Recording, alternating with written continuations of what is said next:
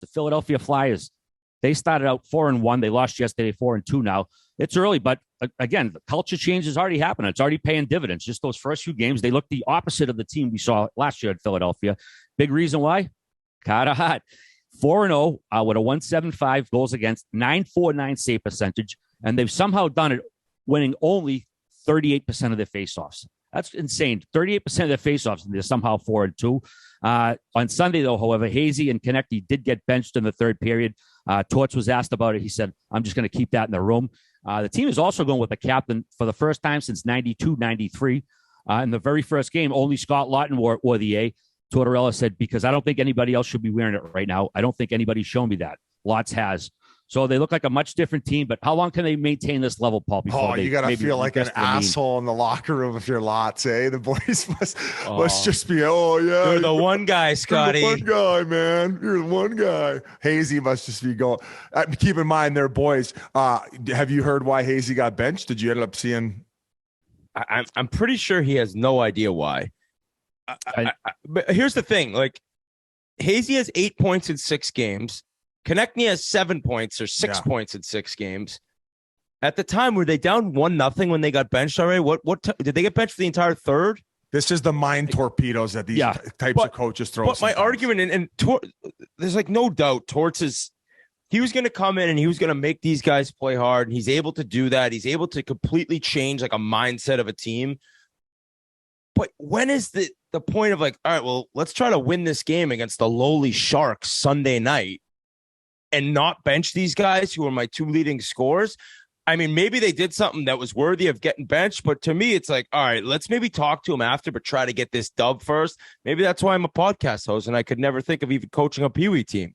But it was surprising to see, as you're down 1-0 or whatever it was, to bench your 2 top scorers. Yeah, because the points are so valuable, and against a team like that, if you continue to roll them out, if they could just get it tied up, it's like, you got to do it there. If you're getting speed bagged 5-2 by a sick team and you're in the third, then you set your example. But yeah, maybe he thinks that lesson's worth showing his team now in the season, given with where they are. And I'll say this: I watched the game when they were on TNT, and do they give up a lot of like odd man rushes, and they have a lot of breakdowns, and they're giving up a lot of high quality scoring chances.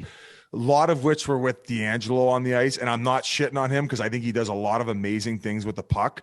And one of the things that was communicated apparently from Torts to them is he wants their D-men playing fast. And this could be for a lot of teams, like early in the season, like when you're supposed to go over and like cross as defensemen. And normally most teams who are pretty structured, you want your D staying on the same side. But there was multiple times where there were just these little breakdowns and odd man rushes against. Like Florida was eating them alive. And if it wasn't for that Felix kid, who's, I think it was his 6th NHL start. I don't know how to say his last name. You can look it up, Grinnell.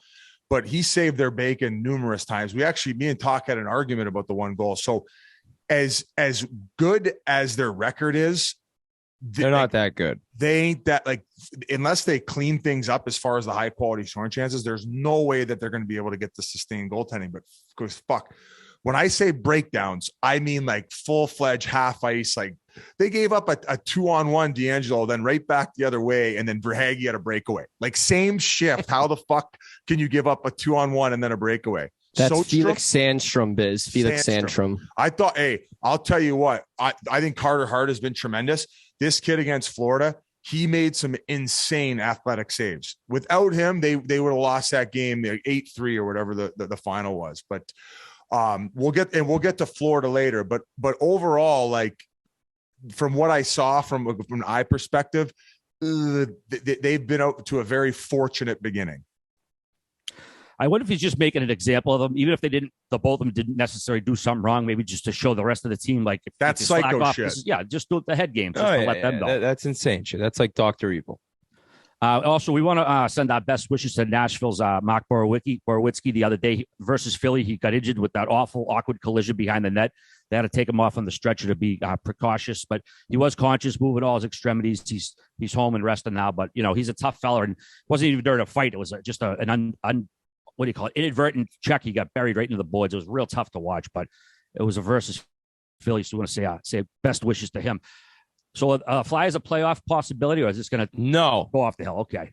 No dice. All right, moving right along. In the same breath, though, like if they're not going to be able, last year. if they're able to work out those issues, once apparently Ellis is done for the year, but fuck, if they could get him back, man, he is a competent top four. But right now they're missing Ristolainen, Couturier, and they're missing Couturier, who's a big piece up the middle, a guy who can shut down other teams' top lines to relieve some stress. Where like Hazy and those guys, he's more of a playmaker. He wants to play with the puck and even play a little bit more run and gun. Couturier can like chew up a really good center across the ice. So if they get those guys back and they can tune things up defensively, I could see them competing just because Torts will keep them engaged in the fight.